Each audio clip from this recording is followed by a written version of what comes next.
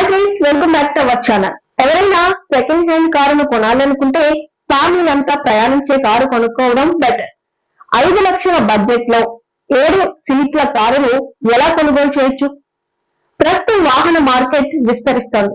ఎగువ మధ్యతరగతి ప్రజల చేతుల్లో డబ్బు అడ్డం ప్రారంభించడంతో వారు కార్లను మాత్రమే కాకుండా పెద్ద కార్లను కొనాలని కలలు కంటున్నారు.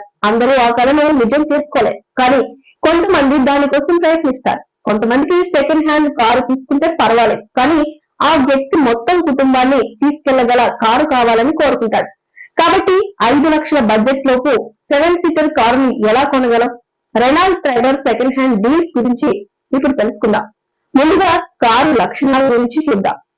కొత్త 7 సీట్స్ కారు రెనాల్ట్ ట్రైబర్ ధర 5,99,500 నుండి ప్రారంభమవుతుంది. ఈ కారు బేస్ వేరియంట్ ఈ ధరకే అందుబాటులో ఉంది. అలాగే ఈ car top variant ex showroom ధర 7,97,500. ఈ car RXT variant ex showroom ధర 7,60,500. కార్ డేకో వెబ్సైట్ ప్రకారం రెనాల్ట్ 7 సీట్ల ట్రైబర్ మీటర్ కు 18.2 నుండి 20 కిలోమీటర్ల మైలేజ్ ను అందిస్తుంది. ఈ 7 సీట్ల కారు గ్లోబల్ ఎన్సీఏటీ క్రాష్ టెస్ట్ లో 4 స్టార్ సేఫ్టీ రేటింగ్ పొందింది. మీరు కొన్ని ఆన్లైన్ ప్లాట్ఫామ్ల నుండి సెకండ్ హ్యాండ్ కారును కొనుగోలు చేయొచ్చు. స్పిల్లీలో 2019 second hand Renault Triber model అందుబాటులో ఉంది. దీనికి పెట్రోల్ ఇంధన ఎంపిక, మాన్యువల్ ట్రాన్స్మిషన్ ఉన్నాయి.